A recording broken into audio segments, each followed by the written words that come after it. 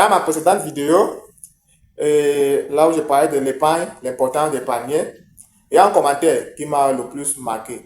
Le commentaire là était sur TikTok et j'ai aussi vu le même commentaire sur YouTube. Je ne sais pas si c'est la même personne, mais c'était intéressant. Le commentaire disait, généralement, la grande famille, tes soeurs, tes frères, ton père, ta maman, ils ont souvent leurs problèmes personnels et parfois, quand tu travailles un peu, ils t'appellent pour que tu les viennes en aide. Peut-être maman est malade, peut-être papa est malade, peut-être que le frère a tel problème, il t'appelle. Que voilà, j'ai besoin d'argent. Et souvent, ça peut être ton argent d'économie, ton argent d'épargne que tu as mis de côté, que tu vas ramasser pour les envoyer. Ça va aussi avec l'argent que tu prévois économiser ou investir même, que tu les envoies. Dans ce cas-là, qu'est-ce qu'il faut faire? Et donc, je me suis dit peut-être que de répondre à son commentaire, c'est mieux de répondre en vidéo. Comme ça pourra aider beaucoup de personnes qui sont dans la même situation. Donc, si toi aussi tu es dans la même situation, reste jusqu'à la fin de la vidéo parce que tu pourras apprendre de qu'est-ce que moi je pense de ça et comment tu peux sortir de ça. Bonjour, si c'est ta première fois de tomber sur l'une de mes vidéos, je suis Patrick, un jeune africain comme toi, porteur de beaucoup de projets et surtout qui consacre son temps pour le service à la communauté. Donc, dans cette chaîne, nous parlons de l'entrepreneuriat dans sa globalité, nous parlons du développement personnel, nous parlons du service pionnier, nous parlons de la protection de l'environnement et également, surtout, nous parlons de la protection des animaux. Et également, nous parlons de l'import-export des produits entre les pays africains. Donc, si cette thématique t'intéresse, abonne-toi et active la cloche de notification pour ne manquer aucune de mes vidéos. Je suis obligé de le dire parce que je suis conscient que nous les Africains, on est tellement attachés à la famille au point où parfois on hypothèque notre propre vie à cause de la famille. Donc c'est pour ça que parfois quand tu dis certaines vérités, ça choque les gens. On commence à penser que c'est parce que tu n'aimes pas la famille, c'est parce que tu n'es pas, comment dire, tu n'es pas uni avec la famille. Mais je vais vous dire ce que je pense. Vous savez, la famille, la grande famille surtout, elle aura toujours des problèmes. Les gens auront toujours des problèmes. Que ce soit maman, que ce soit papa, que ce soit les frères, oncles, tantes, il y aura toujours des situations.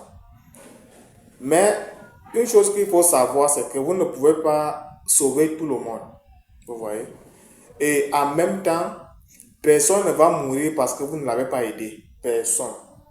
Je vous assure, personne ne va mourir. L'exemple, c'est que tu donnes l'argent à ta famille chaque fois, mais si aujourd'hui tu meurs, par exemple, ta famille ne va pas mourir parce que tu es mort ou que tu es mort. Ils vont continuer, ils vont trouver d'autres moyens pour vivre. Alors, si tu comprends ça, tu vas comprendre que je ne suis pas en train de dire que tu ne vas pas aider la famille, mais je suis en train de dire en fait que tu ne dois pas hypothéquer ta vie à cause de la famille. Tu vois?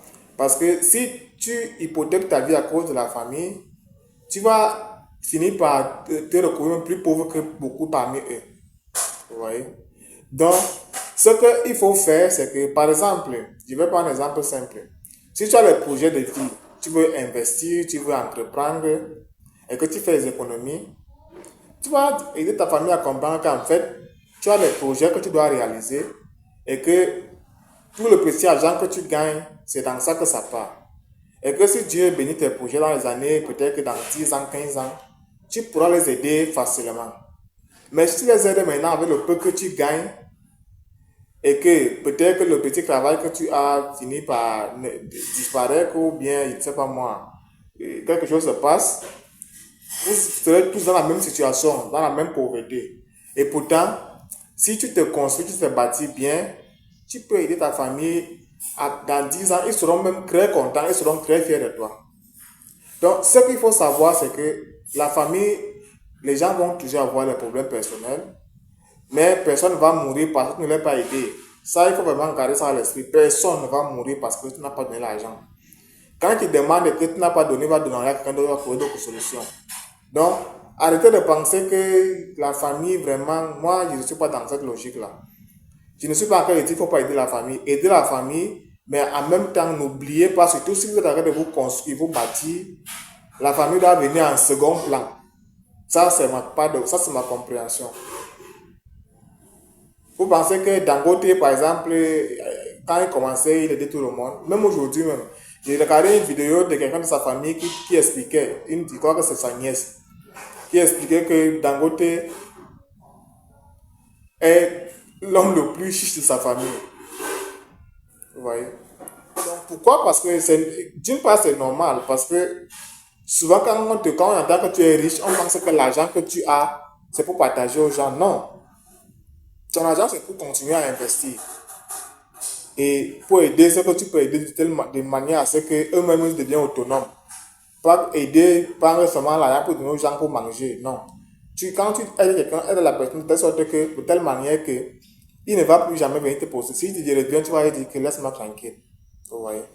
Donc, c'est important d'avoir cette compréhension-là, que personne ne mourra parce que tu ne l'as pas donné l'argent dans ta famille. Personne, même pas tes parents.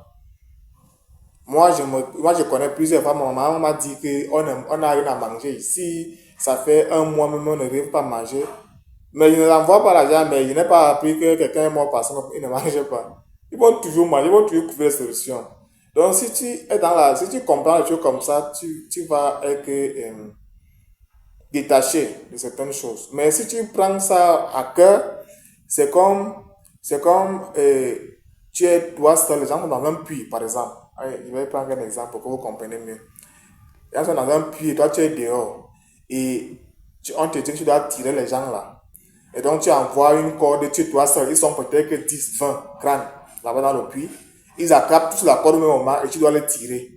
Vous savez ce qui va se passer? C'est eux qui vont te tirer dans le puits parce que tu ne peux pas les tirer à 10, 20, 30. Donc, c'est toi qui vas te retrouver dans le puits avec eux. Vous voyez?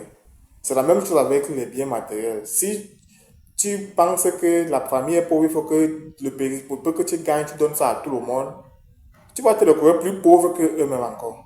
Je vous assure. Donc, sortez ça de votre esprit que vous êtes le sauveur de la famille. Vous ne sauvez personne. Vous comprenez? Vous ne sauvez personne. Et aussi, comme je disais dans la précédente vidéo, fixez-vous un objectif pour l'épargne. Tu épargnes ton argent. Imagine, une personne, toi par exemple, tu fais un mois, 30 jours jour pour jour pour avoir peut-être que, je ne sais pas moi, 50 000. Mais une personne t'appelle, te dit qu'il veut 50 000. Lui, il veut ça en un seul jour, en une heure, en quelques minutes. Toi, tu travailles ça pendant un mois avant d'avoir ça. Mais toi, tu prends ça, tu lui donnes en une heure. Ce n'est pas juste. Tu te punis toi-même. Vous voyez? Donc, c'est vraiment important de savoir qu'il faut aider la famille, mais en même temps, il ne faut pas devenir esclave de la famille. Vous comprenez? Parce que la famille, personne ne va mourir parce que tu n'as pas donné l'argent.